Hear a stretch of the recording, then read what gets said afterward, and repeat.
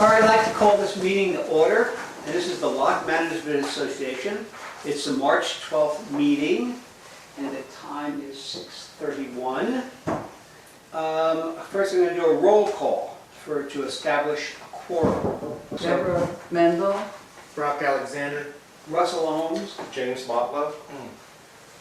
is that a quorum? Yes, we have seven Seven seated members. So 4 is a quorum, it's a majority. Okay, I'm going to do an agenda review and look at it, and I can't see any reason to change any of the order. We don't have anyone here pressing, nobody wants to leave early, so I'm going to move on to approval of the minutes. Now, does everybody get a copy, all the board members have a copy of the minutes?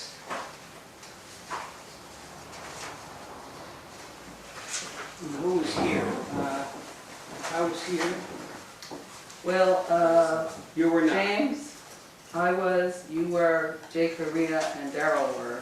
Jay Correa and Darrell are absent. Or absent, okay. So it's, I'll move, I did send these out in advance because they're quite lengthy to the board members, so they'd be familiar. So I would move to approve the minutes. All right, well, I'll second it. Anybody have any discussion? Any changes you've seen? I've read these before. These are our minutes. They look pretty good. They're pretty detailed. It was an extensive meeting, and there weren't that many property owners attending, so I tried to give as much detail as possible too. So when you sent this out to all the L.M.A. members, they could read it and know what's going on? Yes, every property owner received my draft, even though it was a draft, but it was marked as a draft, so they could get the gist even though there might have been corrections later on. Right. So, if there's no further discussion, it's moved and seconded to approve the minutes. All those in favor, signify by saying aye. Aye. Abstentions? Aye. 1 abstention. Brock. Brock. Okay, moving on to the monthly treasurer's report. And that's James, who's our treasurer. Thank you, Mr. Chairman. In your packet, you'll note that our balance sheet, and the key thing to look at on this one is total at the Bank of Rio Vista, which is, we currently have $36,520.38, which is great. We're constantly building up our fund to keep in the bank as our lawyers' fees are diminishing. We'll have a much more lengthy report later in the agenda to detail out some of the concerns about the sale of the property and where the money went and how that was all being used. And I'll detail that more out at that time. I'll make a motion to approve the Okay. treasurer's report. Do I have a second? I'll second it. Okay, now that's going to move to the second. I'm going to open it up to public comment. Does anybody have public comment on the treasurer's report? I have a question. Yeah, sure. Now that, or as soon as we get our litigation done with our problem area, and we have a raise in our rent, land or assessment fees, is that going to go back down to the $50 as compared to the $60 that it was before, since we won't have our pain in the butt sucking all the money out of us? Well, I That's guess the my only way I could question. answer it is we would, from my point of view, would be we'd have to wait and see what happens. I believe the original land rent, well, the original assessment fees were $60. They started out at $60. I remember paying Started at 60, myself. they got lowered, Then they got lowered, and then brought and back. then they went back up. Oh, yeah, But they okay. really were, they started out. Can we go back to the lower Oh, one? right, going back to lower. Yeah, well, we'll see. I mean, I'm all for that too. I don't want to, we don't, at some point, we'll find out exactly what it costs to run this town without the litigation, and that would be wonderful. Yeah, Yeah. throwing it out there, fodder. I would like to add a little bit. Normally, we don't take questions. I know. But because, we really put out that we really want to have community input particularly, the reason that we, particularly in the past, haven't taken questions is that soon the questions diverge into other topics that have no relevancy on what we're speaking to. So I'm answering a question, which I normally wouldn't do, but it's been my intent as your treasurer from the very beginning to work at, first of all, getting all of our delinquent assessments through small claims rectified so that that money comes back to us, which we are able to do, and always, as well as with the lawsuit, that we are moving slowly through the court system. But my intention as your treasurer has always been to essentially lower your assessments as if we can, to look at how much money is actually going out, and hopefully at some point, because we won't have the legal fees, to actually be able to reduce those. But we need to always be prudent in making sure that we have enough cash on hand to be able to deal with whatever. So, but we're working on that idea. I've spent a lot of effort, and all of us have, to take care of those late assessments and to move forward in a very effective court strategy that is now, we're very close to reaping the rewards from. Yeah, thank you for your efforts and your consideration. Thank you very much. Okay, thank you. Any more public comment? I just wondered if the funds from the sale of the property that Miss Esch had on the corner, are they in here anywhere? For the sale of them? Yes, We're talking about that. we're going to be talking about Yeah. that on Okay. the agenda. Okay. It's coming up. That's Yes. fine. So we'll have a little more Thank you. detail on that. Okay, great. As there's no more public comment, I'll close public comment and move on. May I interrupt? Oh, yes? I don't think that there's a separate agenda item for this discussion of those, what happened to those monies from the sale of the property. So I think it is appropriate, James, for you to address that in Oh, the treasurer's okay. report. Because Sure. I don't, I'm looking over. For some reason, I thought there was. There is with regard, you may have input on the Small last claims. small claim, Right. but I think that your report at this time it would be appropriate to include that. Right. You have your letter regarding that to the association members Right. of January 24th. So, yes, You mentioned that in your letter where the money, how the money's been distributed. So I think this is the perfect time. Am I correct? Yes. So, in your, Well, we don't want to discuss it because it's not on the agenda, so we can't discuss it.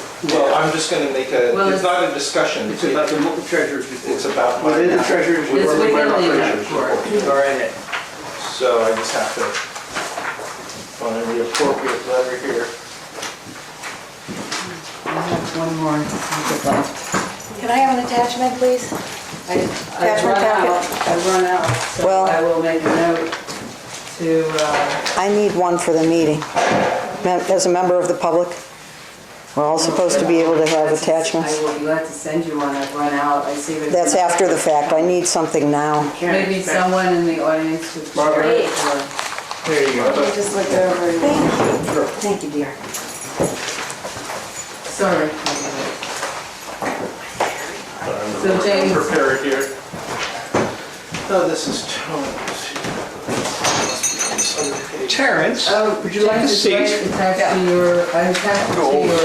I just found Here, it. everyone close to the door. Yeah, sorry. It's late. Enough noise. In your packet, or if you want to share this on the January 24th, 2018 letter that I addressed everybody. Initially, it was about Tony Lee's case, but we're going to be talking about that. That is on the agenda item. But the fourth paragraph down, you'll see, I'll read it. regarding 1265 Levy Road. The L.M.A. received $150,100 in the sale of the property. We used $123,000 to pay down our attorney's fees, and after closing costs, we put $16,961.34 into our checking account. So that's where the money went. And the reason that we wanted to really knock down the attorney's fees is that, of course, they were charging us interest of almost $1,000. So that's which was fair because they were essentially giving us a loan. So using that money, we now have knocked down that finance charge considerably.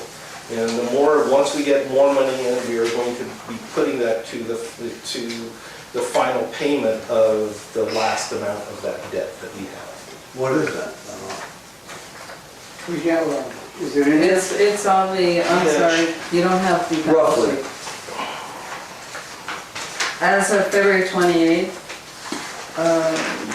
$100,284.32. Outstanding? Yes, and you would have received that, Terry, in your packet when you get the bills, not the. Did anybody attempt to negotiate with attorneys? We're not going to discuss that. We're not going to discuss that. We're just trying to answer a question about the treasurer's report, but we're not going to go into details about that right now. Oh, we're not, No. I mean, when you have $150,000, you're in a strong negotiating position. So we're going to move on. So I'm closing public comment on the treasurer's report, and I'm going to move on to unfinished business. Yes. did we vote on the Oh, no, treasurer's we didn't. report? Thank you very much. I'm hot to get this meeting going. Yes, we have a motion and a second to approve the treasury report. All those in favor signify by saying aye. Aye. Opposed? Abstentions? None. Okay, great. So moving on to unfinished business. This is carried over.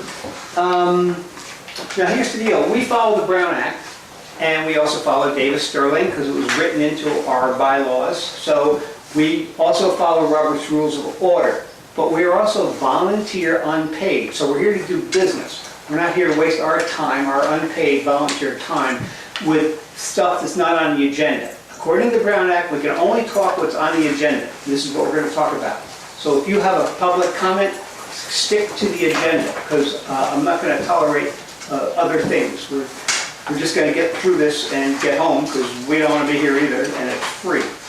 So the first action item is counting of the ballots for the vacant board of director seats, seating new directors, and selection of officers of the board.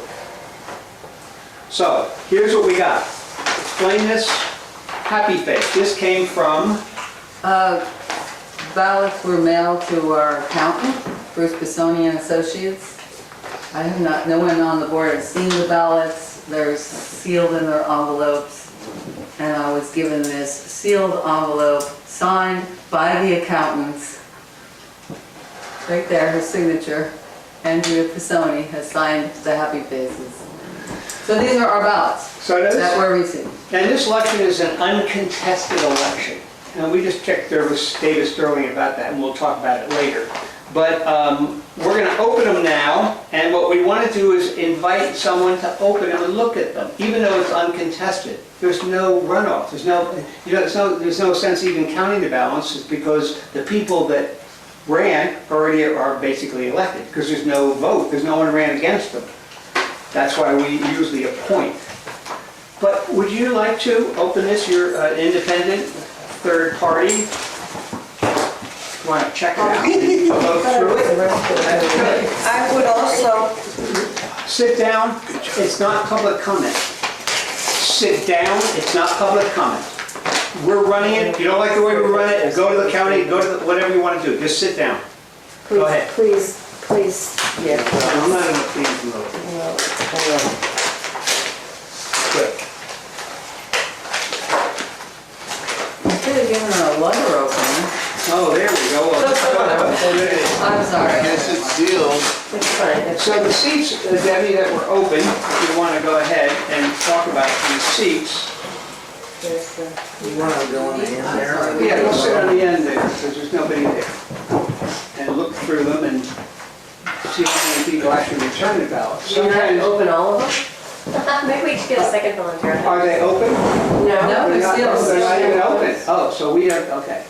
So, can I get help from a couple of Sure, people? would someone like to volunteer? I would. Junior, would you like to volunteer? Help her rip them open? Thank you. He's under 18 years old. I don't Doesn't think matter, he's he can allowed. open them. No, actually it does. Per Davis Sterling Act, if you've read the rules.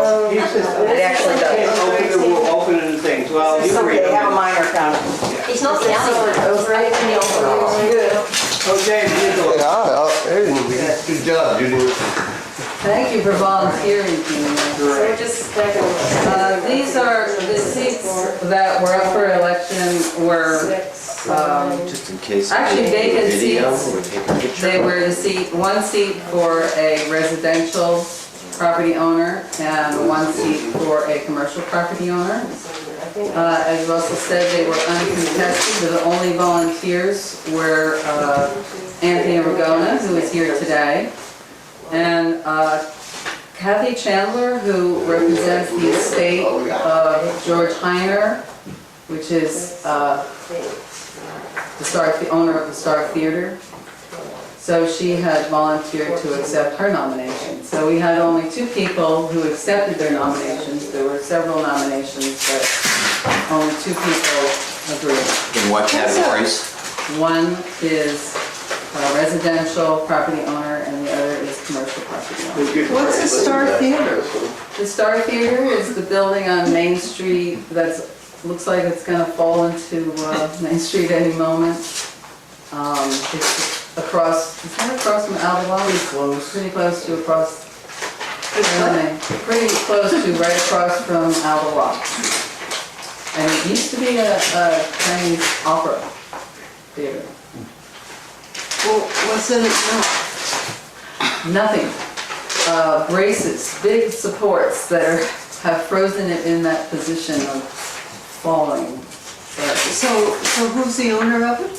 the estate of George Heiner, and the representative of that estate, the person paying the bills, the person that is involved with the estate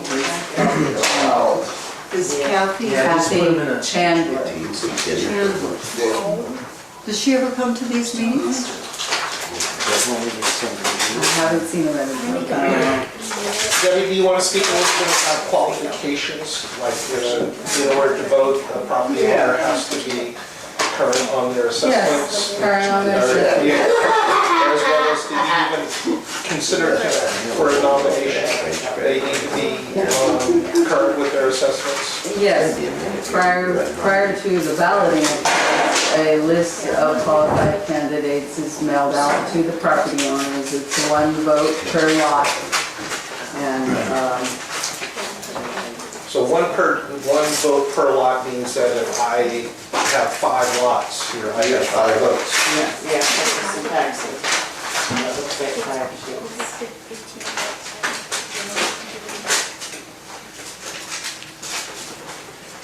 And this is probably supposed to go back to. oh, please give that here. I'm afraid that They include other things. I've asked people not to do that, but Not now. It's probably the same, or it has a number on it. thank you. Okay. Someone's There's all your elevator. envelopes, and there's all your fees. Great. Some of these have multiple pieces of paper. Like, instead of just one sheet, someone sent a whole bunch. Some people have owned properties, so they were given 2 ballots or 3 ballots. Thank you for your service.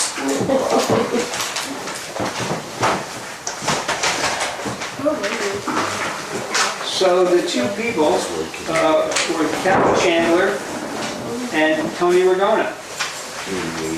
So since Kathy Chandler isn't here, we would like to seat Tony Ragona. Would you like to come up and you are now on the board? Congratulations. Thank you.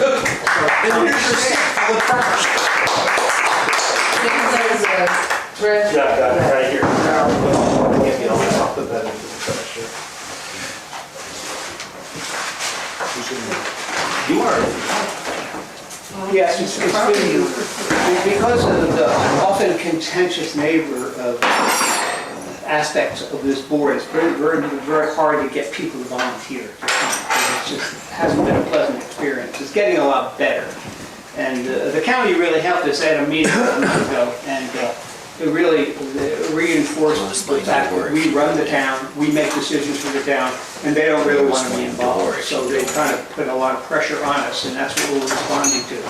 That's why I'm standing up here. So what we're going to do now, since we've seated the new director, we're going to do a selection of officers of the board. Wait until public comment. Public comment for Wait, oh wait, no, we elections? haven't done that yet. We're still on, well, should we open for public comment yet? Yeah. Might as well. Okay, I'll open it for public comment right now.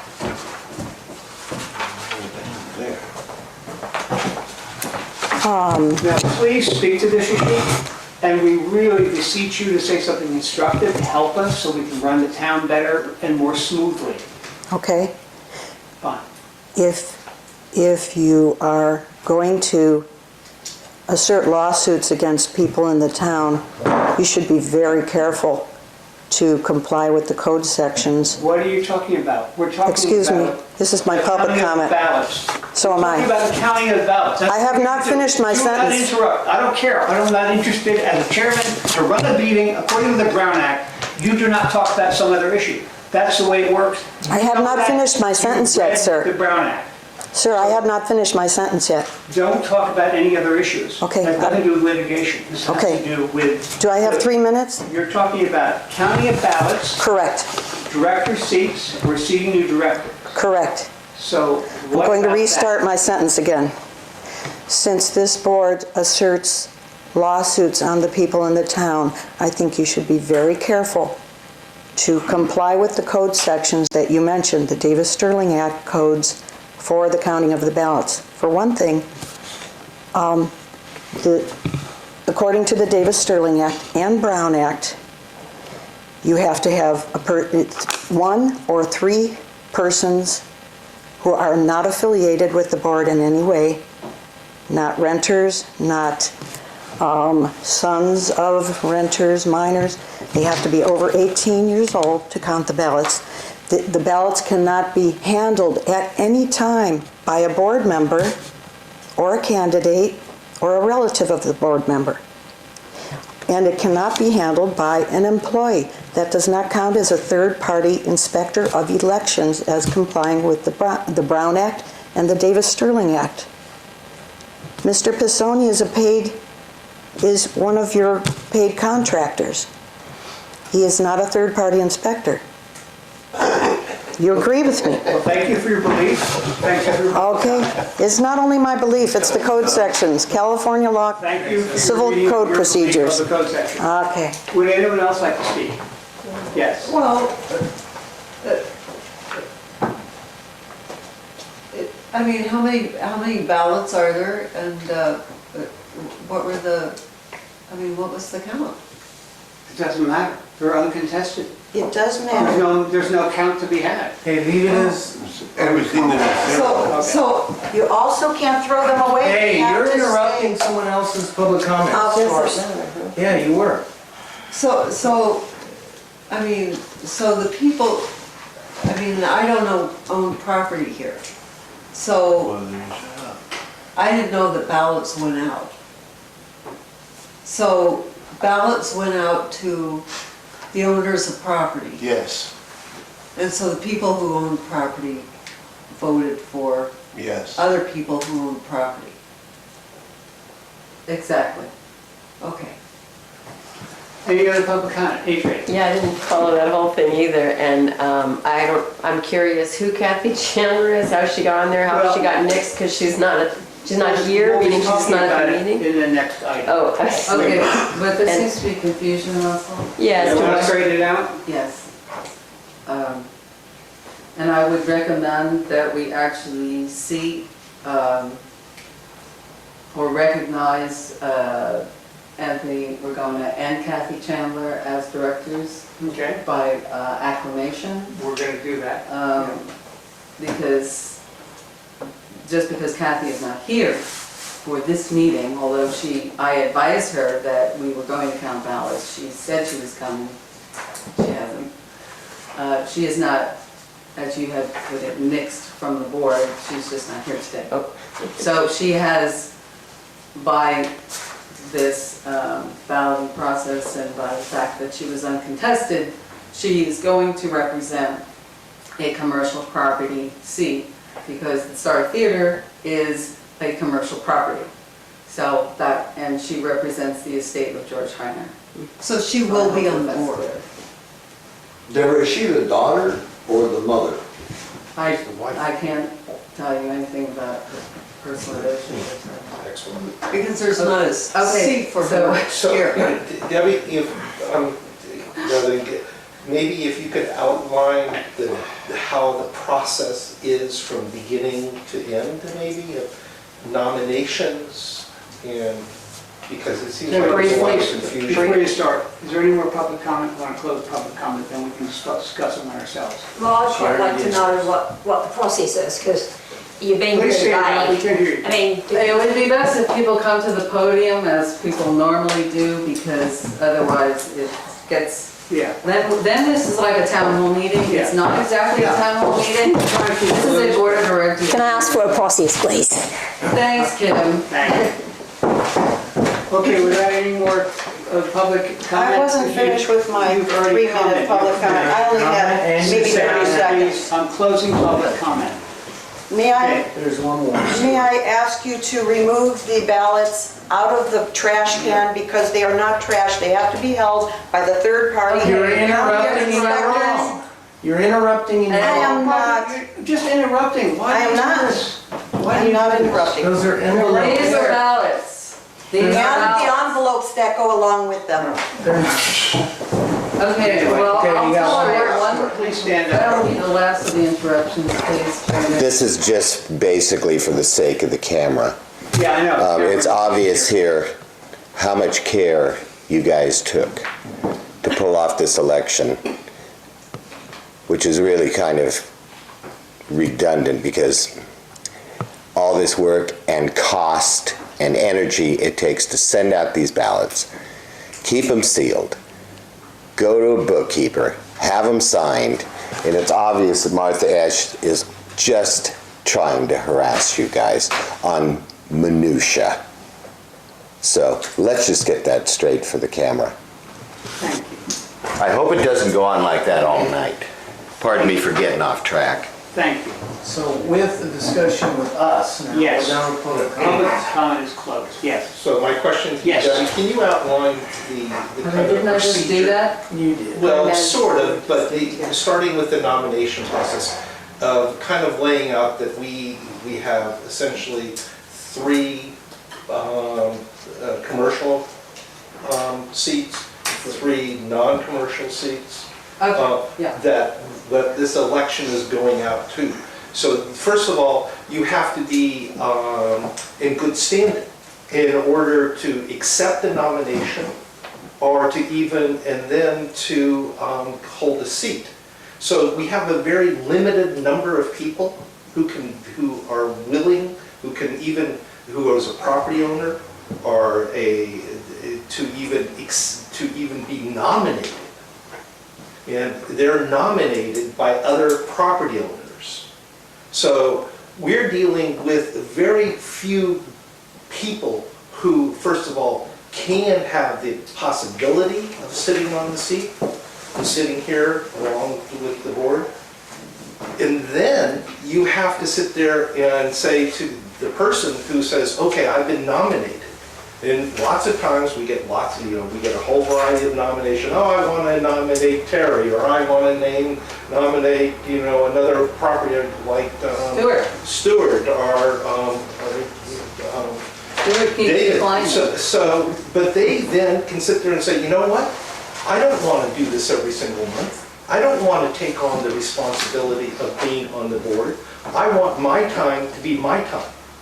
I mean, certainly, I like living here and I pay my monthly assessments, but you know what? I don't want to have to take all this energy. I don't want to have to put up with this abuse every single month or every so often that I have to deal with. I don't want to have to go to small claims court. I don't. So a lot of property owners sit there and say, you know what? I'm just going to take care of my property. I'm going to pay my assessments, but I don't want to have anything to do with the board. The few people who are willing to accept a nomination do it because they want to. But now then you have very few people who are actually able to be here. This is why we have reoccurring members who, because there's nobody opposing. If other people want to step up here, Karen, I'd love to have you on the board. Stuart, you can be here. David, you can be here. Take over my job. I don't want to be treasurer anymore. This is too much headache. You want to be able, so. But James, Yeah. correct me if I'm wrong, the county set up the way this board is organized, correct? And also, just to clarify, the two people that were nominated, they ran unopposed. Meaning, Thanks for taking. there is nobody else. There's not even an election, one ballot, someone nominated and they accepted it. That's it. There's nobody else for that. So I think that kind of got passed by a little bit, so. Could Martha Esch have run? No, she's not current. Yes, I am.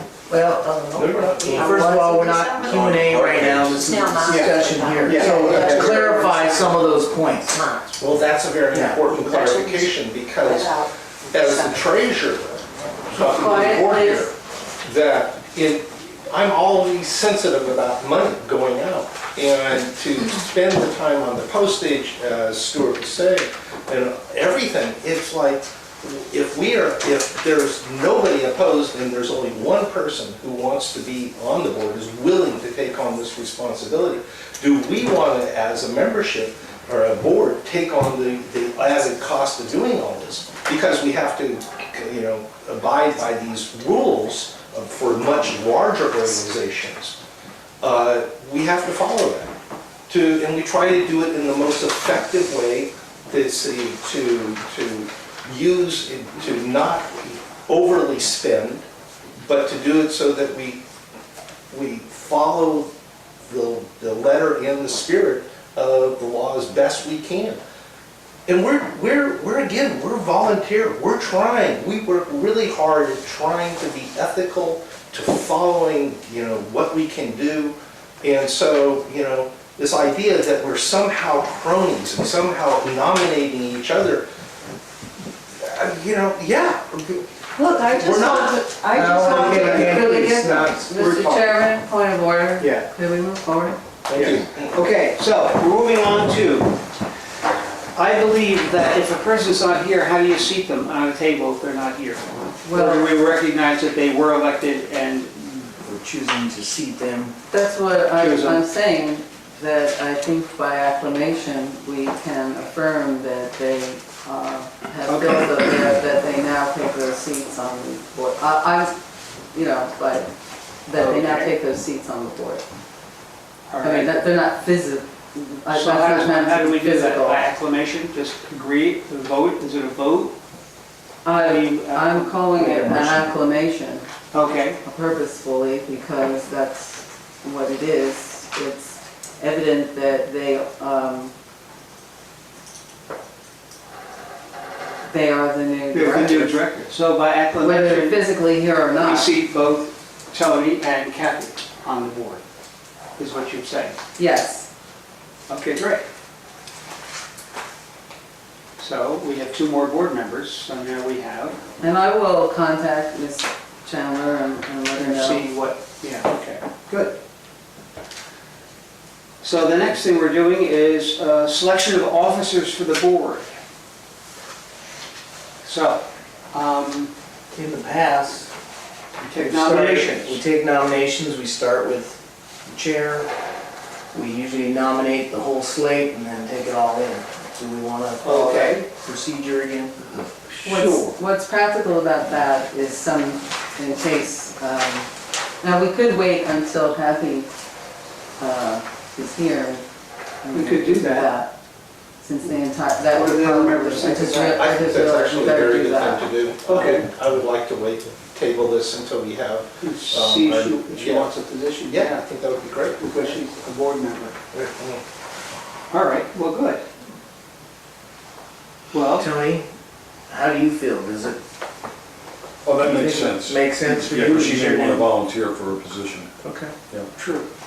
so I'll note that we're tabling the selection of officers until Perfect. all directors Yes, are present. until all directors, until the Kathy Chandler shows, yeah. We also still have our two other directors, Darrell Wu and Jay Korea. Korea, yeah.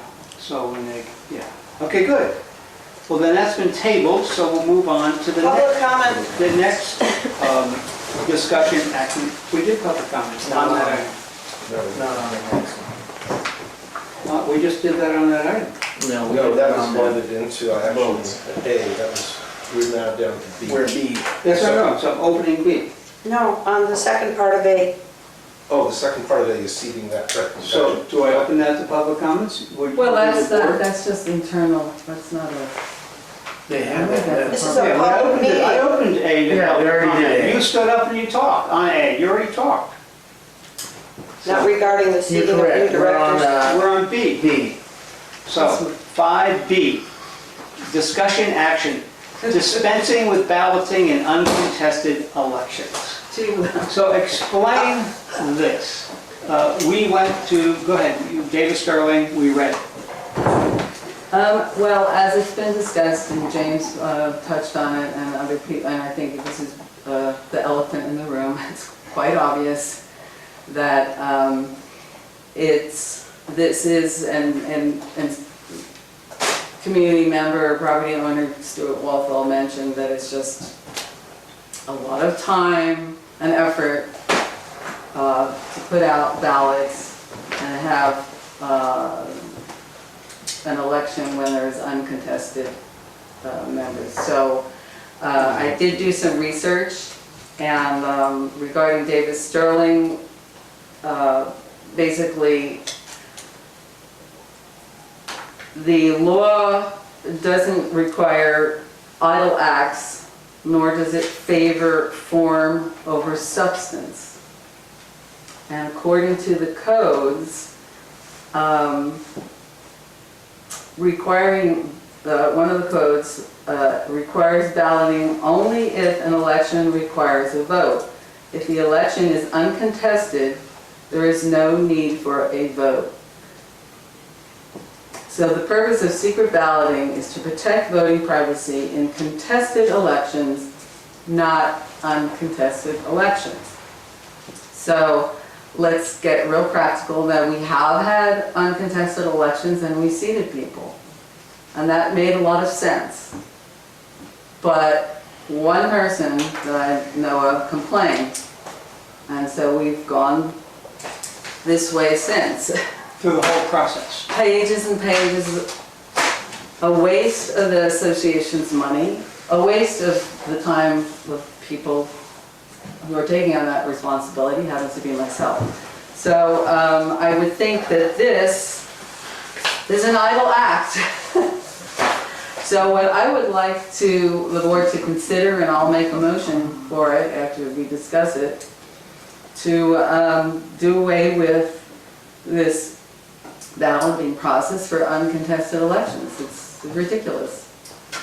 So, Is that an motion? it's not a motion yet. I wanted to hear from other board members. Okay. I will speak to it. It is ridiculous that we do this, and it is a waste of our money, and we could be applying that money to other uses that would benefit the community. And so I would vote for that. If the elections are uncontested, that we do not put these out for ballots, and we just simply seat. Tony, any thoughts? No, I agree. I mean, if there's no one running against, there's no, two people aren't, there's one person nominated, I mean, there's no sense in sending out ballots. Okay. Yeah. Well, Brock? Well, I agree too. It's wasting the people that own property here that pay an assessment. That's where your money gets wasted. There's no point of doing it when there's no one running against them. And we need the people, we want them on here. I would say the only question in hand is, I know that the election is one thing, but then the board does have to approve the seating of them. Yes. So if they're running, to me, we don't need to do the ballot part. There's nobody running against them, but there still needs to be the action of the board accepting those nominations. So the board, Right. the The board still has the final say in Yeah. seating. So the board doesn't necessarily have to accept No, the uncontested that's how I've understood it. individual. Yeah. Are we talking about the county board of supervisors? When you I say the don't know board? about that. No, this board. L.M.A. speaking that, I don't understand what you're saying. Yeah. I Well, think that, if there's, for instance, my name was put up there, there's no one else's name up, and I was nominated for the board. Can the board say, no, we don't want you? No, no, you of cannot. course not. Okay. No. That was my, Yeah. that was my point. Right, And the point is, the Because- nominations are put forth by other property owners, right, we don't nominate. so. Well, the way it was phrased is that the board has to accept the nomination. yeah, that's what I thought too. Yeah. Well, we only accept them when we go through the protocol of the requirements that they must meet to be a nomination. Okay. If they don't meet the nominations qualifications, then Right. they can't be on the ballot, they can't be on anything. All right, well, if that's how it's set up, it makes no sense whatsoever to go through all this procedure when there's nobody running. Well, before you make a motion, I'm going to open it up to public comment, and then we'll come back and make a motion. I have one other comment. Well, we get a motion. Okay. I have to say, So you want a motion first? Yeah. We'll put a motion up. Okay, go ahead. now, because everyone has the opportunity to suggest someone being on the board, and if no one steps up, and my name was up and no one else said, well, I want this person or that person, then there's really no room for anyone to complain. Because they should have nominated someone else. So there could be an election. Correct. Well, the caveat to that, Tony, is that you have to accept the nomination. Lots of people get I nominated. couldn't wait to be on this board. All right, do I hear a motion? Well, In there's regards something to- I didn't, that I was considering also, and I'll put it in my motion, which is that my motion would be that at this point in time,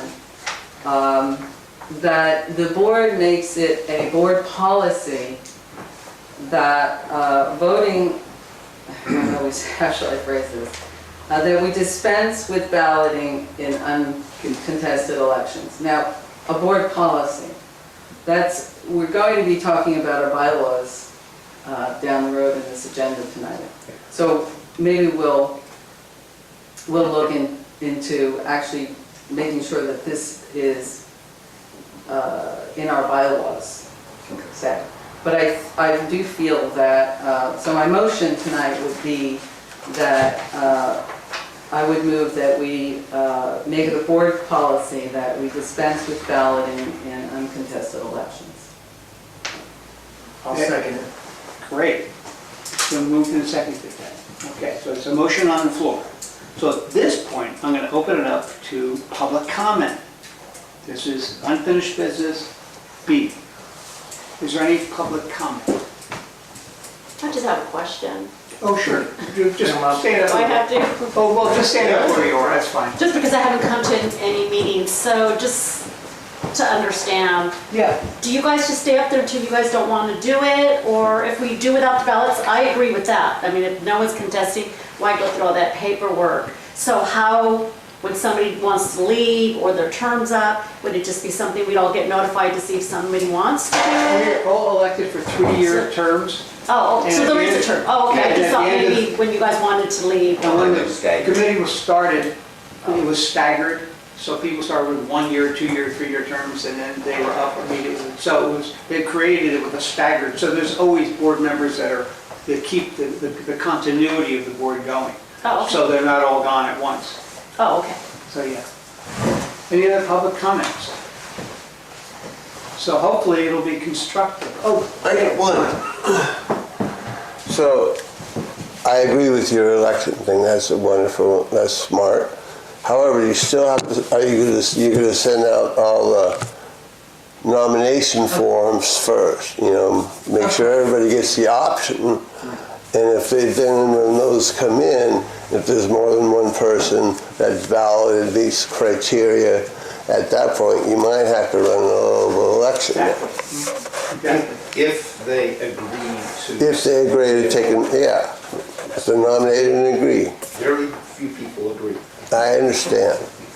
I totally understand, I'm not aware. But I just wanted to make sure that the option was always there and not cut ourselves, our toes off. yeah. Cool. Yes, hopefully it's constructive.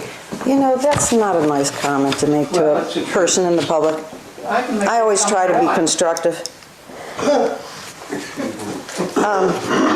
Since you mentioned it, Mr. Ooms, that the people expire or the chair seats expire in 3-year terms, in your November minutes, you had that 3 board members would be expiring on December 31st of 2017, and those 3 board members were to be Jay Correa, James Motlow, and Darrell Wu. So I'm wondering, why is Mr. Motlow sitting here when his board seat expired 3 months ago? It has not been, his name did not appear on a renominate or a re-election ballot, nor did yours, Ms. Mendel, 3 years ago when your board seat expired in December 2015. Most of you are opposers. Also, Mr. Motlow, you were explaining to the audience that people are nominated and you question the cronyism. Who nominated you to the board, Mr. Motlow, since you're not an owner? I know, right. Was it your landlady and landlord? I think it was, because I was there. Again, you ask rhetorical questions and it's sort of waste of our time. We're volunteers. Go ahead. Yeah, so am I.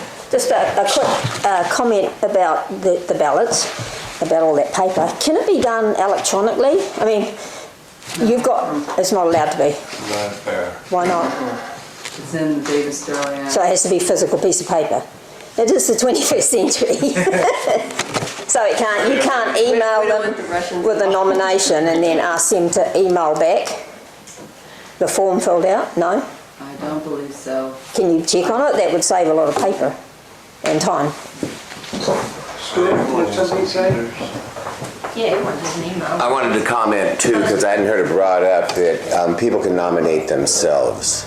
So it's very easy, particularly when you have empty board seats.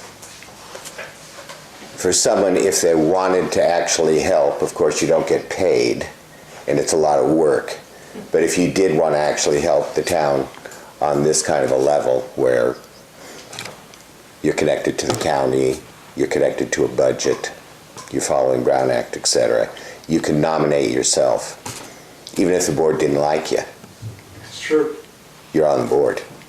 True. So, and I'm glad you guys are considering getting away with the stupid redundancy of sending out a whole election when somebody's going to already be on the board anyway.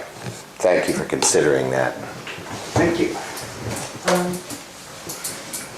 Any more public comment? All right, closing public comment, going back to discussion. Yes. I just want to say that I'm grateful that it has been pointed out that James Motlow's seat is up for reappointment or This year? open. That indeed that was in the minutes, and maybe because we've been getting into this discussion so long, I forgot. I am human. I'm not perfect like some other people in the room. Oh, his seat was up. Yes. And it was noted that, some board members were hoping he would remain, and so that is something, since we haven't put it on the agenda tonight, the rules would follow that he would remain in his seat until we address it, which we can do at the next meeting. Okay. And also, Darrell Wu is not here, so those other than the property owner's seats, which were on our agenda tonight, we can make sure that's on the following agenda. And also because there was not a meeting since November. That might make why. And so practicality, if I understand this right, because you need to have a treasurer. So Yes. if I was to simply walk away, okay, this is the end of my term, I'm walking out, I'm out of here, you would be absent the treasurer. Right, well, we remain on our seats until that time. Unless We I don't. give my resignation. Exactly, which you might do tonight. Yeah. Okay. Okay, there's a motion on the floor to dispense with balloting in uncontested elections. All those in favor signify by saying aye. Aye. Opposed? Great. No abstentions? No abstentions. Thank you. Okay, moving on to agenda item 5C, small claims lawsuit filed by Anthony Lee versus the L.M.A. and the outcome.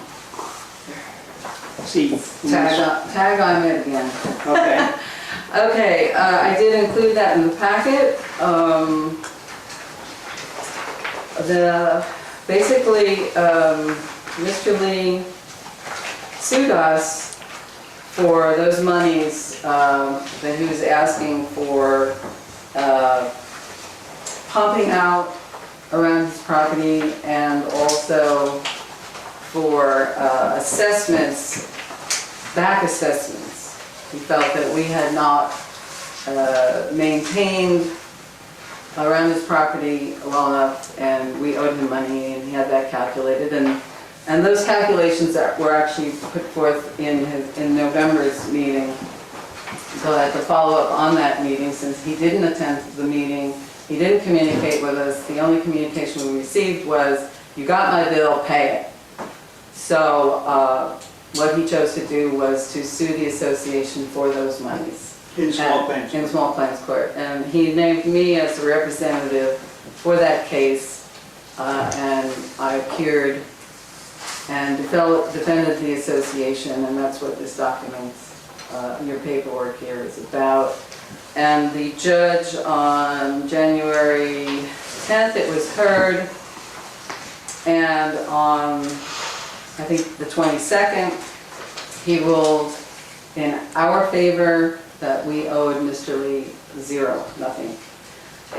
Following up on that, on February 16th, Mr. Lee requested to correct or cancel the judgment. That's asking the judge, hey, I think you made a mistake, this is why. I didn't know a plaintiff could do that, but you can. And I've included Mr. Lee's argument to the judge in this packet, of why his declaration, why he thought the judge made a mistake. And it wasn't required of me, but it behooved us, for me to respond to his declaration, which I did on February 26th. I responded on behalf of the L.M.A. explaining why we were still in agreement with the judgment. I have not heard from the court whether the court has reconsidered it or not, but it usually takes some time. So I could try calling the clerk of the court, but something might be in the mail. We will be notified if indeed Mr. Lee's request for a change in the judgment has been considered. Do any members of the board have any questions for Deborah about this? No, questions or comments, and that, I was also along with Chairman Russell Ooms at the court hearing, and I thought that our presentation, particularly led by Debbie, was spot on, that the fallacies were easily brought up, and I was not a bit surprised when the judge essentially threw out Mr. Lee's claims, which he should have.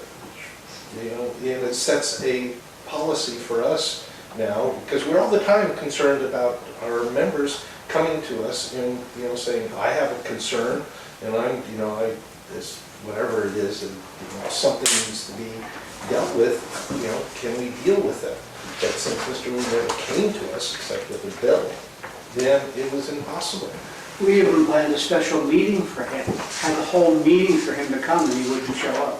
He didn't show up, because we wanted to talk to him about it and discuss it. So, yeah, so Okay, I'm gonna open the... yeah, that's all. That was Okay, is my- there any public comment on 5C? Yes, I have 3 questions. At any time, did the Locke Management Association directors consult or employ the representation of the BPE Law Group on the Tony Lee matter? Public comments. That's a question. I know, this is public comments. So you won't answer? No, because it's public comments. It's also a privilege. Thank you for those comments. My second question is, how much money was the Treasury Fund, came out of the Treasury Fund for attorney's fees to the BPE Law Group regarding the Tony Lee lawsuit? Public comments. That's a question from Mr. Motlow. Public comments. So you won't answer that question either? Public comments. Public comments. The people in the audience are entitled to know. The owners of the association are entitled to know how much attorney's fees we're spending on the different lawsuits. My third question is, when was the closed door session noticed regarding the BPE Law Group consulting with the directors for the Tony Lee lawsuit? Public comments. That was a public question. And we're in public comments. Okay, So you're I think not the people in this audience and the owners It doesn't matter what you of... think, we're following our procedure, it's public comments. It does matter what I think. No, because we're following a procedure. Anyone else? Just a Okay, quick, yeah. just a quick comment. I noticed that Mr. Lee charged or tried to charge you $3,000, and I don't see attached anywhere an invoice. So you don't pay anything without an invoice, do you? Public comments. Okay, you should have an invoice before you pay something. I would like to speak, no, this is important. so- I know, but it's a point of order, so it's not. I know, when you close, Yeah, yeah, Mr. yeah. Chairman. Any more public comments? Okay, good. Public comments are closed. Do you have any responses? I would love to respond. Here's the deal, you cannot have a lawyer in small claims court. So, that's it, you can't, you could consult with a lawyer, but, essentially our defense was presented at the November meeting. We just simply presented everything we offered at the November meeting for Mr. Lee to see and for the community to see. Those were our arguments. We did not consult with anyone. We felt confident, so there was no money spent. And Mr. Lee did provide an invoice, an itemized invoice for, what he was charging $30 an hour for his time. He had a whole list of things, although at small claims court, he did not offer a single receipt. In fact, the judge asked him for receipts from his contractor or what were the damages. He struggled to come up with anything, and he had no receipts. He said he had receipts at home. So that didn't help this case. But, yeah, so my time was spent.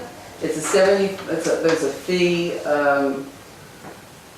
There's some court fees, a few things, but basically it was all ink and paper and our time. Oh, except for, I did ask to be reimbursed for driving there and parking.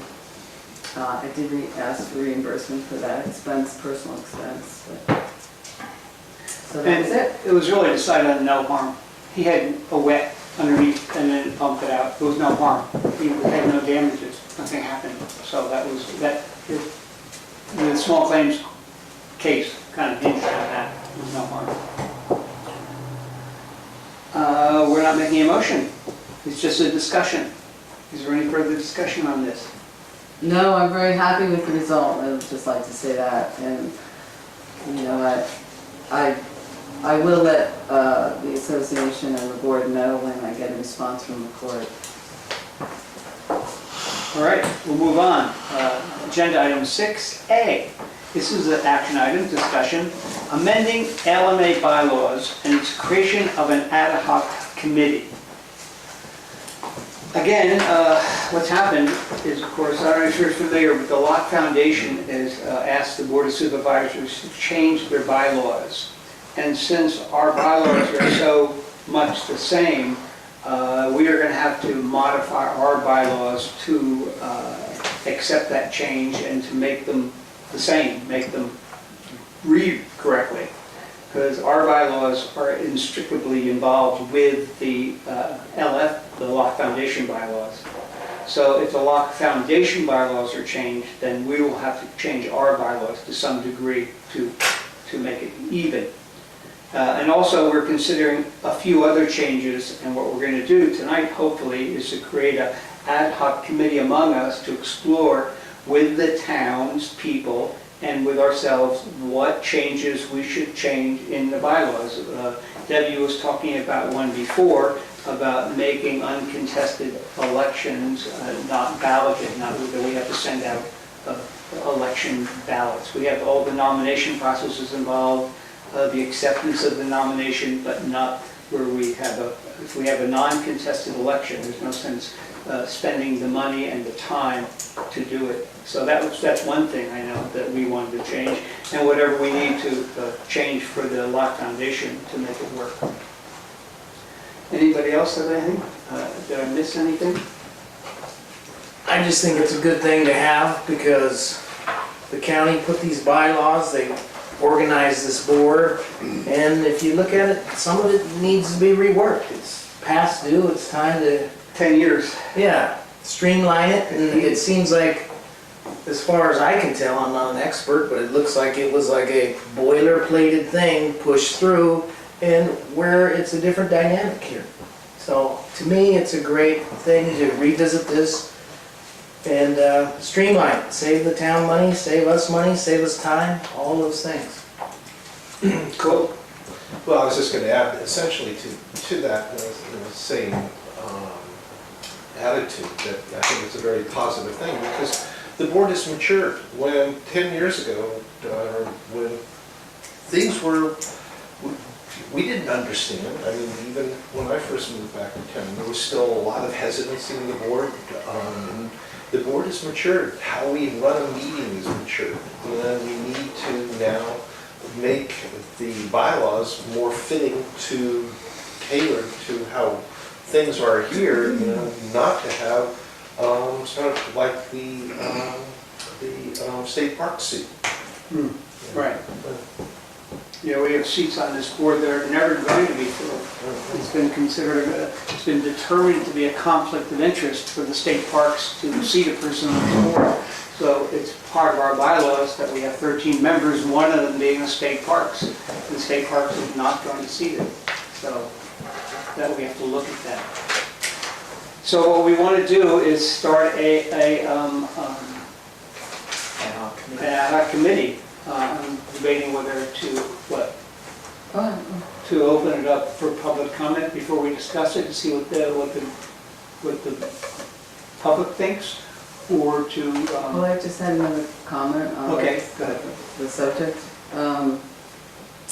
The other issue is there were originally 3 Chinese American associations to be seated on our board, and 2 of the 3 who have been on the board for years have declined, and they don't seem to have any interest.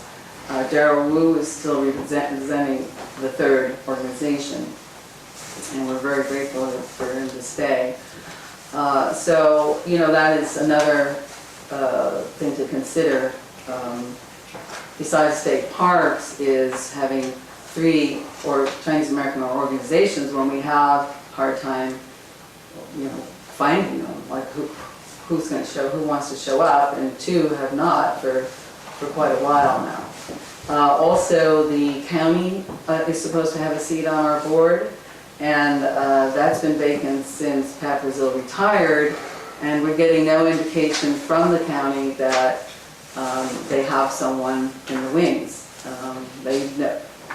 They know very well that they're not represented here, so so the seating of the board, I think, is something that needs to be looked at.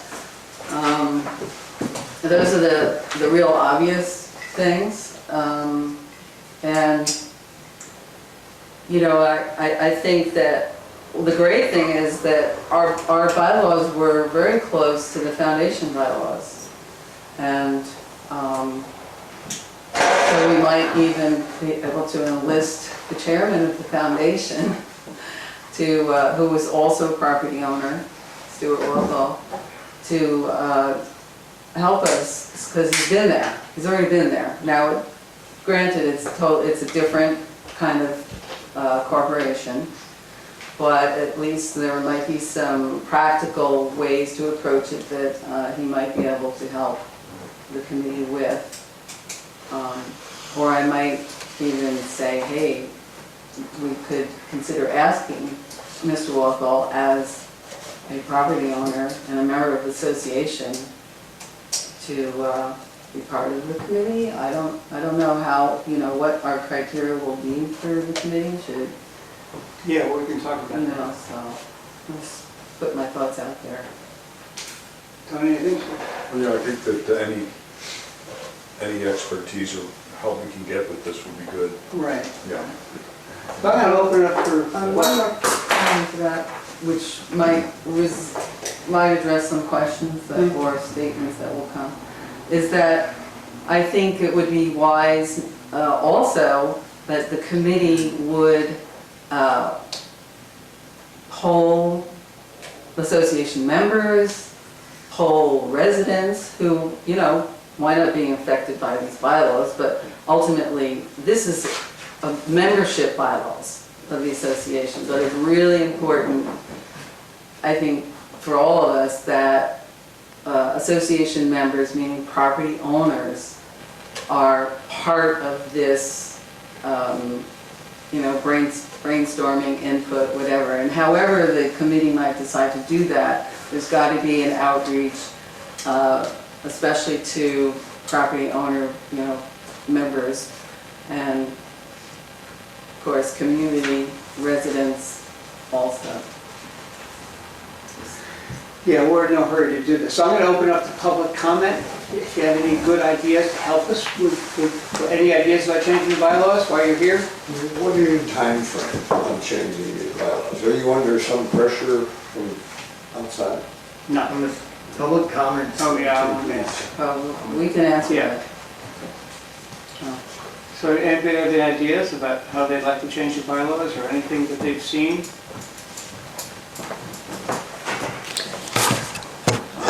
I think you should change the bylaws, Article 5, Section 10.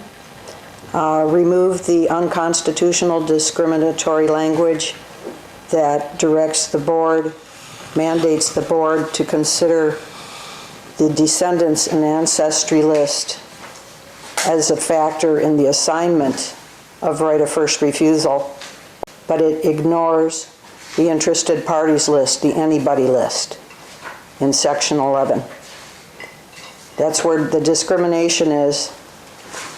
It's unconstitutional, and it mandates what you have to do in the CC&Rs 2.8, right of first refusal, which you all should be very familiar with.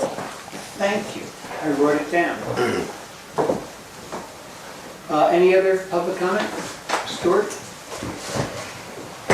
I'd like to comment that I'm glad the board is considering this, and I know from past dealings, a lot of dealings with the county, they're very well aware of the fact that when the bylaws were created for both the L.M.A. and the Locke Foundation 15 years ago, that there was headroom and even verbiage in the bylaws for changing them. We're all aware that we were just green as could be in the beginning. We didn't know anything about anything. Well, now we do. And it's a perfect opportunity to align the board for the best interests of the town. If there's mandated seats, etc., that aren't getting filled, get rid of them. I like Ms. Mendel's suggestion to poll the town a simple list. What would you like to see? How could you make the town better? Can it be reflected in the bylaws? What would it take to make it easier for participation of the community in the changing of the bylaws? So I think it's time, and I think the county would be very receptive to considering the changes, starting from the board, even your mission statement, and getting rid of all the stuff that pertains to the foundation, which isn't much. And I would like to volunteer to be on the ad hoc committee. So. I would also volunteer to be Stuart. I would like to volunteer to be on the ad hoc committee. Okay. Any more public comment? Okay, I'm going to close public comment. So how do we want to go about it? We're going to create an ad hoc committee. Interesting point is that an ad hoc committee doesn't have notifications of meetings, it's not required public notification. Standing committees do need public notification, but not ad hoc one-time committees. So, well, what's anybody else think? I think, How many members? I think 2 directors, board directors would be a good place to start. And they can draw on someone, like property owners who have volunteered for help, as resources, or, that's my thought at the moment, because the directors have made this commitment, so I don't know. Okay. An idea. Rock, you have an idea? Well, and also in the past, how we've done it is we usually do 2 directors. There's someone that heads it up as the directors, and they can add other people to the community. We've also done in the past where we post it and have an open forum to meet the community to just hash out all those things. So I would agree, I think we need 2 board members, 1 person in charge, and then they can add on volunteers, because we do need volunteers.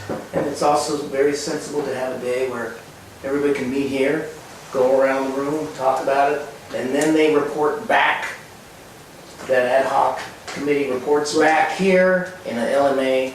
forum for their suggestions to the board. Okay. And just to kind of further that out too, once this one meeting takes place and comes back with their recommendations, then we can ask the board, all of us, to say, okay, that was great, now we've whittled it down to this, let's set up another meeting, possibly with a different ad hoc committee, with other volunteers, to then fine tune this, because to me, this is very important. We need to take time to examine these, think of the ramifications, play them out over a period of time, and not to do anything hastily. Sure. And as we said to Terry, we're under no time frame to do this, and so I'd rather take time doing this, hear from the community, hear from other property owners, take all this information in, again, discuss it with ourselves, and probably even have a second meeting, maybe even a third meeting, to really fine tune this before we then follow that with going to the Board of Supervisors with our proposed changes. Okay. I think that's a great idea. Also, I think it's a good idea to include in the committee people from the community, property owners that have very different views on how things should move forward. I think everyone should be included. Okay. Yeah. Absolutely. So is anybody volunteering to be on this committee? Well, for us, I'll be on it. Anybody else? I'm taking over treasurer, so I'm not. Mr. Chairman, would you consider being on it? Oh, do I have to? I'll do it if you don't wanna do it. Yeah? I think that'd be good. Do you think? Yeah, Brock and James. Yeah, we've done meetings Okay. together. Okay. All right. James, should we do a point man? James can be the point man Sure. and then pick up other people and we'll go from there. And so we already have Terry, we have Martha, and Stuart. No, that's not what we're. No, wait a minute, I thought you had to be a property owner. No, well, I'm just thinking that we have our committee now, I'm gonna reach out to them. I'm just acknowledging that's what I've heard. Acknowledging. Right. I'm not saying they're gonna. Oh, you're not. I'm acknowledging. So the committee is us two. And then we're gonna reach out to Property just. owner. The committee. Okay. Bring the point up. So we need a motion? Yeah, we need a I would motion. like to move that He's only talking about being Right. appointment. James, Motlow, and Brock Alexander, be the ad hoc Of committees course you can. Yes, to you begin. can. Of course you Excuse can. me, could you quiet? Can or can't? Can, you can. I will try It's gonna again. have the I'd like We're making to a quiet motion. in the audience, please. Stuart, we're making a motion. Please. Yeah, the more the merrier, nobody's excluding anybody. I'd like to make a motion that Brock Alexander and James Motlow be the ad hoc committee to explore and make recommendations for amending the bylaws. Does that make sense? Just my wording, or do you remember what I said? And I'll second that. And the assumption is that the two of you will reach out to anyone who's interested in helping. The more minds, the better. Yeah. And we'll set an agenda, we'll, Well, we'll Yeah, have I'll some put sort of this on, agenda. I'll keep this on the agenda, as an ongoing agenda item. And then, if there's any updates you have, or you want to discuss it further, you have ideas, you're uncertain, this can be a constant, not constant, but an ongoing, open conversation between the board and the community too. So I'll make sure to keep that on our agenda. Don't forget, the board is the community. Absolutely. It's not separate. Sure. People like to think it is, but. So, okay, it's been moved and seconded to create an ad hoc committee with two people on it, both James and Brock. All those in favor signify by saying aye. Aye. Opposed? And any abstentions? Passes. Good. Agenda item 6B, discussion action, surveying of common ground lot.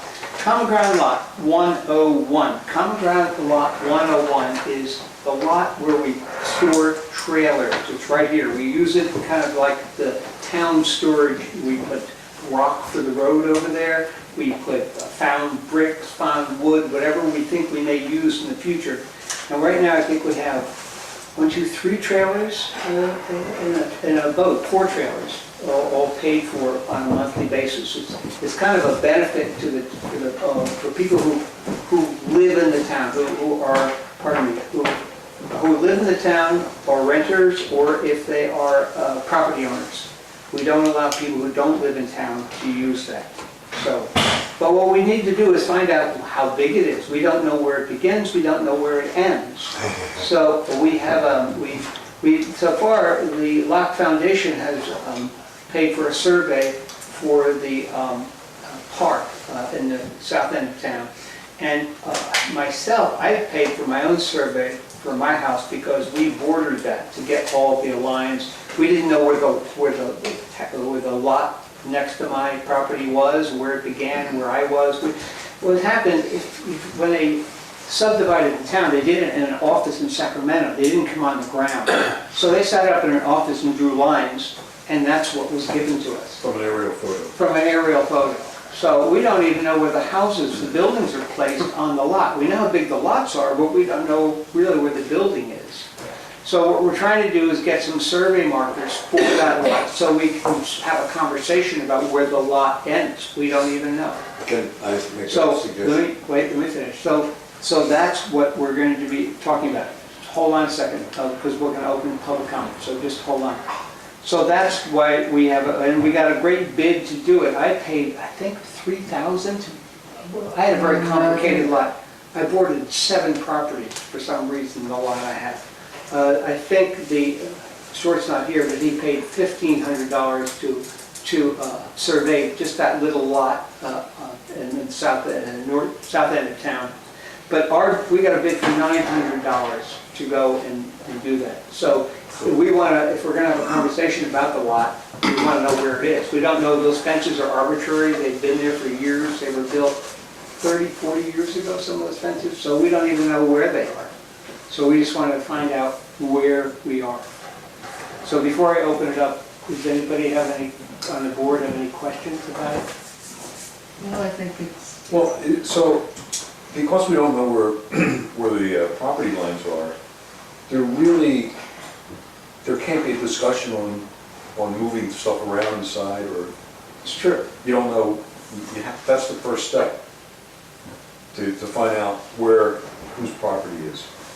It's true. And most people who buy buildings or property, the first thing you should do is get a survey, just to know what was built in the past, and it tells you what you own and what you don't own. This happened to me in Point Reyes. My neighbor bought my property next to me and had it surveyed, and she lost 2 acres. No,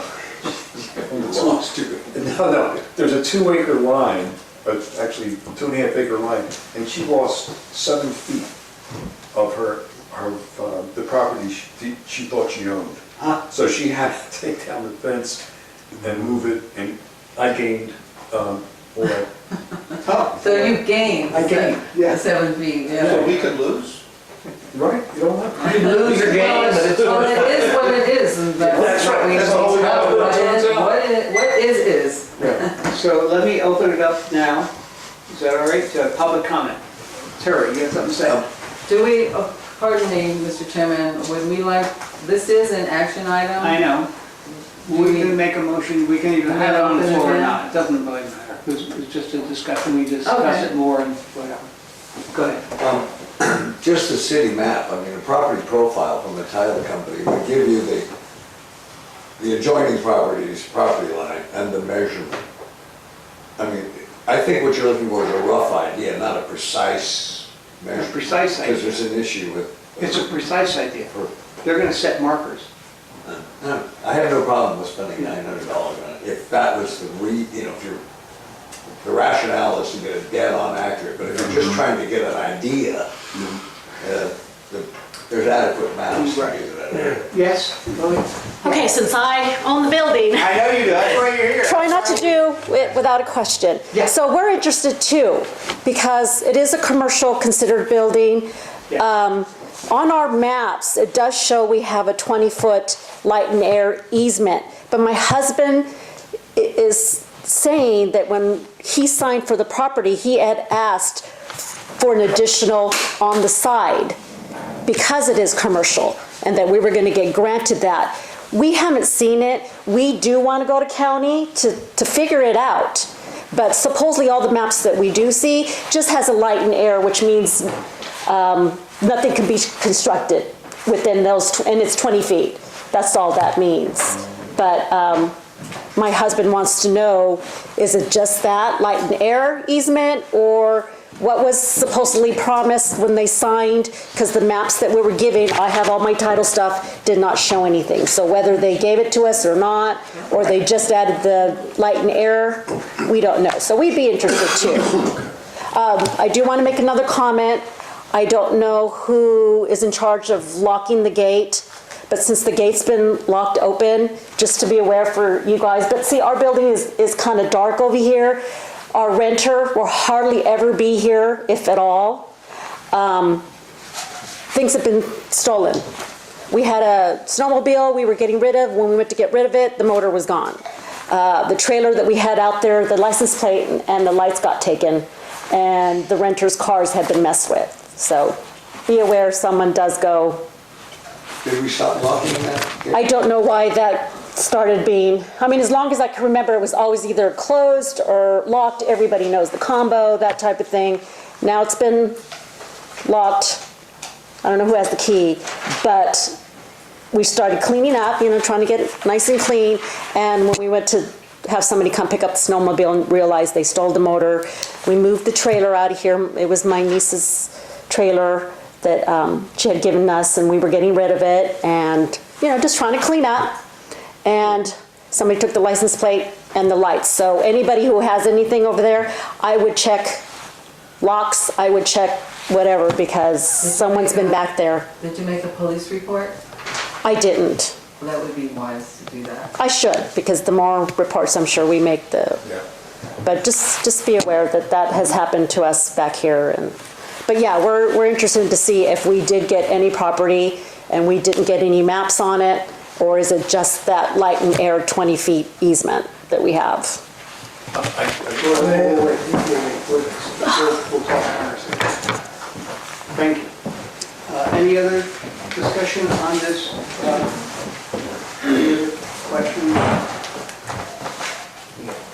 Go ahead. It's a common ground lot, and in the past, before it was locked, the merchants on the street used to use it as overflow parking on the weekends. And I believe that under the definition of common ground lots, all of the owners and their guests are entitled to use common ground. So it shouldn't be locked off to the homeowners in the association and their guests. And that was a valuable overflow parking for all of us on the weekends, which get busy, as you know. And it would be helpful to the promotion of the town, the economic well-being, to have it kept unlocked. Thank you. Anyone else? I just want to add to that. You've already spoken, but. I just want to make a quick comment. It is your issue. Okay, I just want to make a comment. It is commercial, even though we do have a renter. I'm just concerned that we don't want to block that sliding door that he does use. I'm just concerned if it starts becoming a parking space, as long as it's not blocking, we have a renter there, he is using it. We did put a sign, don't park there. I mean, it is common ground, but at the same time, it's that type of thing. Right. And the locking thing, it doesn't have to be locked. I just think as a security, it was nice when it was just closed, just to keep people from thinking, oh, I can't go in there. Because like I said, there's nobody over there anymore. It is dark. There's just things been happening, and so just considered. Any more public comment? All right, I'll close public comment, and let's, anybody have any ideas here? I just think it sounds like it's something we need to look into after hearing from the community. So for $900, it's probably time to find out if we need to move fences or what's what. So I'm for it. Okay. There was, to answer your question, there was really, a lot of people asked for land, what went in the original, that was 15 years ago, 203, and we all ended up with what we got. It was kind of interesting, it was not. Well, that's our confusion, because my husband said he asked for it, that we were gonna get granted, so we don't know if we just own the property like everybody else does, or is it just that light and air, 20 feet, or they did give us the amount. Well, our maps don't show it, so, we're gonna go to county, but it's probably not gonna show anything. Okay, we need to be having. Okay, yes. Okay, so, anybody else? Well, that is a good point that Russell makes, because I can think of another area where I know on the church property, when that was surveyed by new owners, they found that their property line was actually a few feet on the other side of their neighbor's fence. Now, they chose not to enforce that. It wasn't important, a few feet. there have been those, when we had our property surveyed, our property actually went into what had been a portion of Laura Ulowitz's goat shed. And, you know, we didn't know that, she didn't know that. So, unfortunately, yeah, our property lot, we were never given, you know, stakes in the ground with our subdivision map and our lots, so we don't really know, and it is important, you know, to get this surveyed now, so. Okay. Is there anything else that should be surveyed by the surveyor? Any other issues like that? It'll, not as far as I know, no. Tony, do you have anything? Yeah, when you say we bought it and they didn't give us any lot line indication where the lot lines were, who's they? Well, the maps that I have with my deed title just shows everybody's building, but doesn't, and all it indicates is the light and air easement on there. Who did you buy the property from? When everybody bought their property. The county. Oh, so you county, sent it yeah. to them? Oh, Yeah. okay, yeah, Yeah. well, yeah, right. It's just that the maps, they, like you say, they didn't indicate, Yeah, no, they didn't, yeah. it was just, Yeah. Okay. here's your building size, and everyone just assumed what they assumed, yeah. James, do you have anything? No, just, I think that it's a prudent step to take. I'll make a motion to approve to survey the common ground lot number 101. All right, do I hear a second? I'll second that. All right. It's been moved and seconded. Is there any further discussion? Okay, all those in favor signify by saying aye. Aye. Opposed? Unanimous. Good. Moving on, closed session. There is no closed session. We put this on here in case something comes up where we need it. We were advised to do it like a boilerplate agenda item. Communications. Secretary. Secretary, yes. The communications are self-explanatory. We hadn't met since November, so this is most of the, you know, things that came up. The fire marshal let us know that the sprinklers were not connected to Virgil McKenzie's property yet, and so I contacted Virgil and said they really want that connected ASAP. That letter's here. That was taken care of, by the way. I believe the wonderful part is the fire department has a guy that knows how these sprinklers work and how to connect them, and I think he showed up and helped him do it. Whether he paid him or not, I don't know about those details, but it's live. So that sprinkler system's up and going. And then one of the issues that came up with Common Ground Lot 101, there's a letter there, and those issues have been resolved. There's also a letter from me to the property owners, February 20th, that's the third letter, because I'm just trying to keep our, that was for the, to let everybody know about the meeting. Because we don't have a regular schedule. I just wanted to make sure as many people, knew we were gonna have a meeting and would like as much information from people as possible. I'd love to get emails. I've got emails to about 23 property owners. But I welcome emails from residents so that I can let them know when a meeting comes up. Another fire sprinkler system issue came up on the Star Theater. Fire marshal let me know about that. I passed that information on to Kathy Chandler, and she did talk to me and say that she is going to get someone to re-anchor that sprinkler system and clear it out. And again, it's the rest is pretty explanatory, but I just wanted you to all realize, how busy we've been.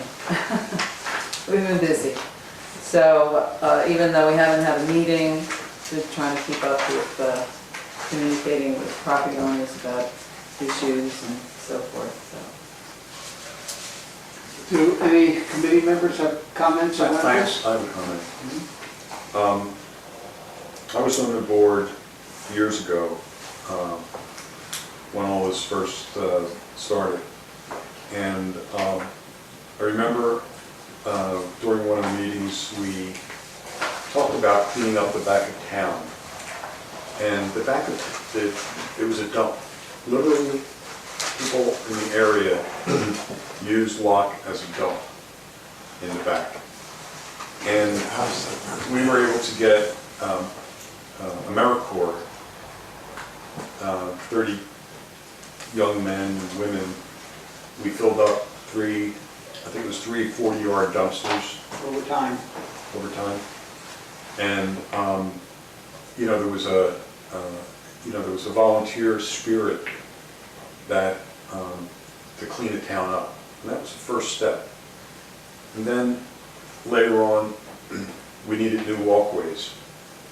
There was, we found wood from an old deck down in Palo Alto, cut it up, harvested the deck, brought it here, we volunteered, put all the walkways in. Free wood, free labor to help the town. And the difference I see now is it's sort of come down to, a gotcha. It's like there's a gotcha moments. Rather than help, it's like what we're doing wrong. And so I'd like to see more constructive comments and people volunteering to help to make this town a better town, rather than just talking. Listen, I would like to see some people. So, Yeah. so We'll give you guys a moment. that's the difference I see in the, when the county first subdivided the town and people bought their lots to today, which is more of a, hey, I gotcha. You're not doing that right, or you're not doing that right. Well, maybe we're not, but we're learning and we're trying, and we're not getting paid, by the way. So there's time. I drive 2 hours to be here. I could be doing something else. Terry's a busy guy. He could be doing something else. So I'm saying that let's try to make this town a better town and volunteer to do stuff to make it a better town. That's my comment. Okay, I'm going to open it up for public comment on communications. But we also have public comment after this. So do you have any, about the communications that Debbie went over, do you have any comment about her communications, the letters? Oh, No, okay. yes. So there's no public No, wait, comment no, I have one. I do have one. about the letters? Yeah, I think I brought it up at the prior meeting. I believe that's when I brought it up. Somebody mentioned that when the fire happened, that there was a delay because some main valve, there was a brief delay because the main valve didn't work or it was locked or something like that. And I asked, has the fire department since kind of checked that periodically to make sure that if they need it in an emergency, there's not going to be that delay. And so you talked about a communication with the fire department, and I just wonder if that is an ongoing process that happens. And is that thing up to snuff? Okay. Thank you. I think since it's an important topic, I will, but let's do it. let's close public comment first, and then we'll talk about it. So we like that, it works well. Any other public comment on communications?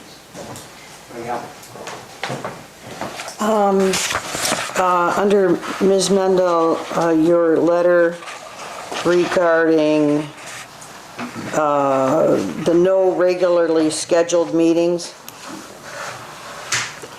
the bylaws state that you're supposed to have monthly meetings. It's a public agency, and that all of the light of business is to be, done in daylight with transparency, not amongst yourselves for 3, 4, 5 months at a time, with letters being written and lawsuits and changes being made to historic properties and wheelchair ramps being ripped out and a wheelchair door that Took me 2.5 It's about years. This is about communications, yes. It's that. Well, that's part of, you guys talk for 10 minutes about I don't see that. everything in the world including volunteerism. I would like to volunteer right now to fix the gaping hole that has been there for 2 years, right next to Al the Wops, that people trip on constantly. I would like to volunteer to fix that with a piece of wood. Come back up on Public comments, not on the agenda. We're taking public comments on the community. Well, I was speaking to the communications that were discussed by Mr. Regona. If you guys can talk about communications, then so can we. Well, thank you. Okay, I'm going to close public comments. And go ahead, you wanted to answer the question that Adrian brought up? Oh, thank you. Yeah. Yes, I personally spoke with the fire marshal a number of times, and he actually, I had the very question that Adrian brought up about there was some issue about water being available during the fire, and he actually said he doesn't know where that rumor came from, but it is false. And not only that, did they have all the water they wanted when they wanted it, I mean, this came straight to my ear from Warren, T-Tech. They had their boat in the river, so they were ready. They had their fireboat in the river. They were prepared, and this is evidently something they normally do. They were prepared to suck water from their boat out here. So he is very, confident in our system. They're really on top of everything. So I feel really good about it, and I don't want people to be nervous about that. That was erroneous information that got spread, and he corrected me on that. So. Thank you. Right. And just to add, we have a pump here. The boat has a pump. There's a diesel engine pump, another pump at the end of the boathouse. There's the fireboat pump. So there's a lot of pumps. I'd like to answer the question about regularly scheduled meetings. It's quite clear in our bylaws that we, as a board, can choose whenever to have meetings. We do not have to have regularly scheduled meetings. I've read it, and we choose when we want to meet and when we don't want to meet. We are not required to have a regularly scheduled meeting or to post a scheduled meeting. We are free to choose whatever time we're in a meeting. And as I understand it, they can give their email to Debbie, she can send it out, we post it right here. Yeah. So everybody can see this and come to it when we have them. I'll send the agendas out. Really, it could be real easy. Okay, moving on to public comments. Katie, you wanted to say something? Well, I mean, in the You want to stand up? 4-year, Grab some. Here, you, speech. look, in the 3.5 years I've been here, I haven't seen one public project that I've been asked to volunteer for. It's true. So come on, come up with something. Okay. I mean, I'd be happy. I'd be delighted. Do it. Okay. Thank you. Yes. Well, I just want to add to that.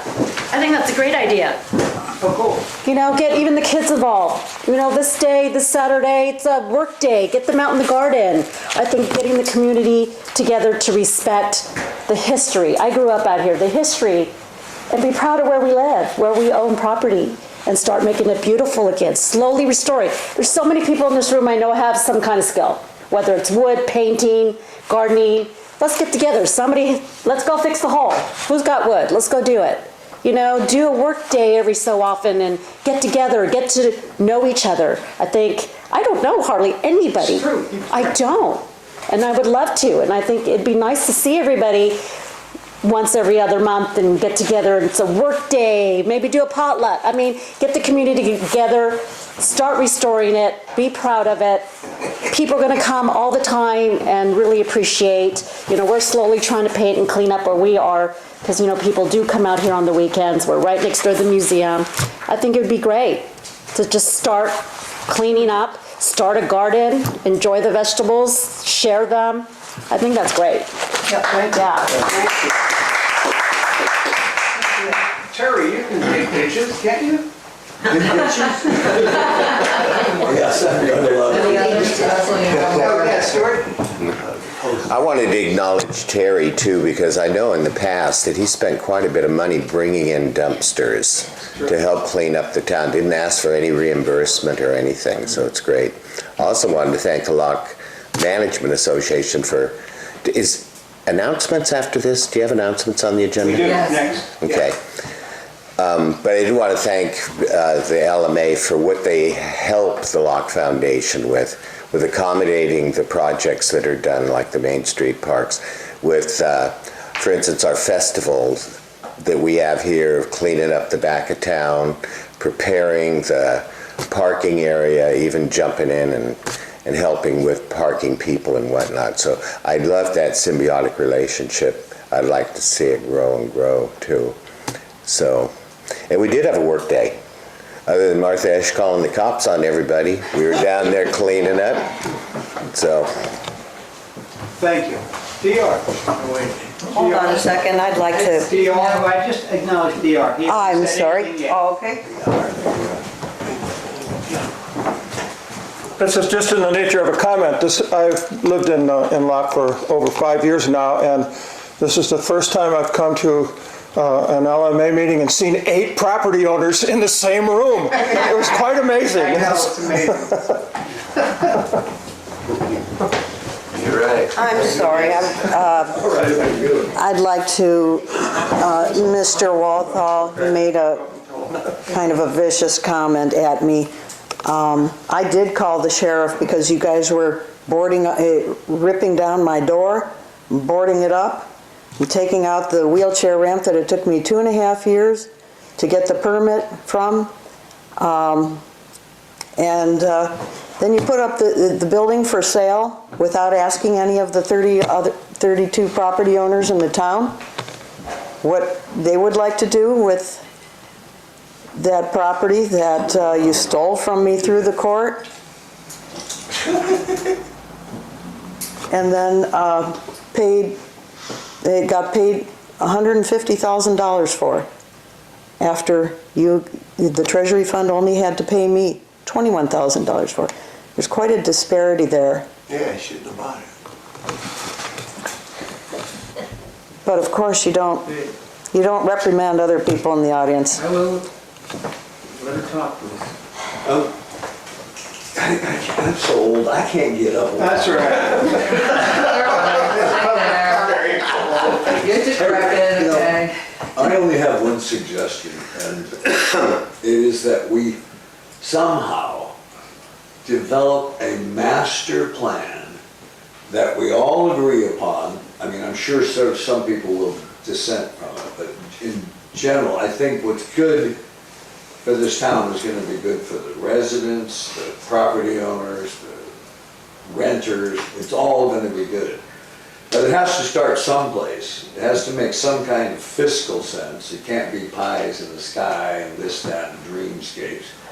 There's a lot of smaller things that we could do immediately at very low cost that would start to reflect our interest in our own town, which will also engender some enthusiasm on the part of the residents to get involved. And that is, it's quite simple for me. It's repainting the Chinese signage that was on the levee, on the building, number one. We have to bring back this Chinese historical aspect of this thing. This is the only chance of survival here. This town has two things going for it. It's a wonderful Chinese historical property which nobody gives a shit about. And number two, it's really an artist colony. And most art colonies, artists get along with one another. This is a little different. We'll get to that point where we're all getting along, or everybody is gonna die. I mean, we're gonna have to move this thing forward. And rather than nitpick our way through each and every microscopic detail, we're like a family here. And we don't have to go through all this stuff. and we can just get on with it. We need to develop a plan, and I don't know what that means. But Asta from the boathouse had at one point drawn up a lovely area, you know, rendition from a draftsman point of view, the aerial shot of this town that showed additional commercial parking with potential for closing down Main Street on the weekends to make it a walking sort of a scenario, cleaning up the facades of the buildings. We actually are all organized up there because I spent a great deal of money fixing Jesus' building that was falling over next to the Star Theater. And I'd like to get the signs back on it, but down towards the Chinese restaurant, Brock's, Chris, we got a situation. We got people that are determined that they do not want public access on that thing. And I bought this building. I owned this building 40 years ago. You did. And one of the funnest things about this whole town was the walkways and walking up and down the staircase. I mean, that really set this town apart from anything else around out here. And it's all neglected. Yeah. You brought up an excellent point. We got traffic moving in front of this town at 50 miles an hour. I'm afraid for my life when I try to get out of there between cars sometimes. It's weird on the weekends and on Friday. We have to have 2 stop signs, one on both sides of town. We gotta move these, we gotta slow this traffic down so people are looking out the window, drinking in what we have. We've gotta try to get the boathouse to agree to put a 12 by 12 and, you know, the old packing sheds that have beautiful artwork on them. We could get them on board, blow those up, put them on the, we could change this thing so quickly, it would be amazing and cheap. Yeah, and you know, I'd like to see some of the concrete sidewalks taken out of the town, I mean, inside our town, and see more wooden walkways inside our town. Like James's house has got a concrete sidewalk. Should go bye-bye. Well, hey, let's not get into each We're trying to do 3 minutes, so I mean, I'm sorry, it's but there interesting are just lots of things all over the place that we could be doing. But that's why we need a plan. I You know, agree. which Thank thing we're going to attack first, and Right. who's going to attack it, paid personnel, volunteers, or whatever. But Thank you. it's just Thank you. all over. How can I mean, we I start can just that? see it all over. How can we develop a plan that we agree upon? Well, Can I wait make a a minute, suggestion, hold on, Mr. go ahead. Chairman? Can I make a suggestion? Yes. To Terry specifically? So I'm going to address him. I know, We want to go, okay, I know. So I can say it until later. This is very important. Ideas from what's around. Just let them talk and then we. Okay, so Public comment. Yeah. Any more public comments? Okay, I'm going to close public comments. Do you want to say something? Yeah, and I'll make reference to Terry on this. 2 things, Terry. One is that the historical aspect of this town is appreciated and is recognized by vast numbers of people who come here. So it isn't something that the Chinese legacy is not something that we belittle. It's something actually. I'm not belittling the Chinese legacy, I'm saying there's 2 legacies. Terry, let me speak for just a second. The other aspect of this is that to make things happen, it takes an individual. And so if I can make a suggestion to to you particularly, is write down a list of 10 things and how to, you said you have 10 things or whatever things on your mind that could be easily done. Put those into written form and let's start talking about them. I would be very agreeable to moving things forward from ideas and talk to actually on paper with a structure to how to move those forward. So this is between, now we're still just talking with ourselves. Yes. Anybody else? Okay, well, then we're going to move on to announcements. I do have announcements. Okay, an announcement. Do you have an So I start with I you. don't have an announcement. Okay. The city of Sacramento has designated the month of April to be the official photography month. for the city. And this is going to be the first year they're hoping to continue it. This is done in the same spirit that the murals that were a big success for Sacramento is being done. In coordination with that, I have volunteered to lead 3 workshops, all free, to bring people down here to Locke. The first one will be talking about my book and the historical aspects of the town and how I did pictures and such. And then there's 2 more. One will be about doing portraits here in town. The third one will be doing landscapes. But it's the whole idea of bringing people into town, showing them what we have here, getting people excited. A lot of people already are about to use Locke as a photography backdrop, but that's my announcement. So, during the month of April, my 3 things are going to be the April 7th, the 14th, and the 21st. So, tell your friends, tell whoever you can. These are open workshops, free. Please come and join me. What time? The first one, I think they're all from 11 until 3 or 10 to 2. I forget which, to tell you the truth. They're gonna go, well, they'll meet here and then we'll continue from here. Great, thank you.